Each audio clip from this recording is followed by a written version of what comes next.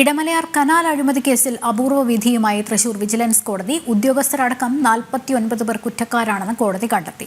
പദ്ധതിയുടെ ഭാഗമായി ചാലക്കുടിയിൽ കനാൽ പുനരുദ്ധരിച്ചതിൽ ഉള്ള അഴിമതിയിലായിരുന്നു കേസ്. വിവരങ്ങളുമായി കിരൺ കുമാർ ചേരുന്നുണ്ട്. കിരൺ, ഈ തൃശൂർ വിജിലൻസ് കോടതിയുടെ വിധി അതുമായി ബന്ധപ്പെട്ട് ലഭിക്കുന്ന വിവരങ്ങൾ എന്തൊക്കെയാണ്? ലക്ഷ്മി, ഇടമലയാർ ഇറിഗേഷൻ പദ്ധതിയുടെ ഭാഗമായിട്ട് ചാലക്കുടിയിൽ കനാൽ പുനരുദ്ധാരണവുമായി നടത്തിയതുമായി ബന്ധപ്പെട്ടുള്ള അഴിമതി കേസിലാണ് ഇപ്പോൾ വിധി ഉണ്ടായിരിക്കുന്നത്. തൃശൂർ വിജിലൻസ് കോടതിയുടെ വിധി അപൂർവങ്ങളിൽ അപൂർവം എന്ന കണ്ടെത്തലോടുകൂടിയാണ് ഈ വിധി പ്രസ്താവം ഉണ്ടായിരിക്കുന്നത്.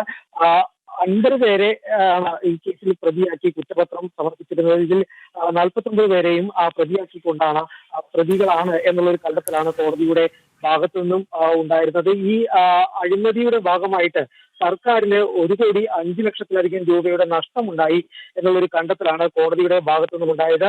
ഇതിൽ പ്രതികൾ ഗൂഢാലോചന നടത്തി, ഈ അഴിമതിക്ക് വേണ്ടി ഗൂഢാലോചന നടത്തി എന്നുള്ളൊരു കാര്യം കൂടി കോടതി കണ്ടെത്തുകയുണ്ടായിരുന്നു. ഈ കനാലിന്റെ നിർമ്മാണത്തിന്റെ ഭാഗമായിട്ട് 8 കിലോമീറ്റർ വരുന്ന പണി 200 മുതൽ 300 മീറ്റർ വരെയുള്ള ചെറിയ അളവുകളാക്കി വിവിധ കോൺട്രാക്ടറുകൾക്ക് നൽകിക്കൊണ്ടാണ് ഈ പ്രതികൾ അഴിമതി നടത്തിയത് എന്നുള്ളൊരു കണ്ടെത്തലാണ് കോടതിയുടെ ഭാഗത്തു നിന്നും ഉണ്ടായത്. ഏതായാലും ഈ കേസിൽ അല്പസമയത്തിനുള്ളിൽ തന്നെ വിധി പറയും എന്നാണ് മനസ്സിലാക്കാൻ സാധിക്കുന്നത്.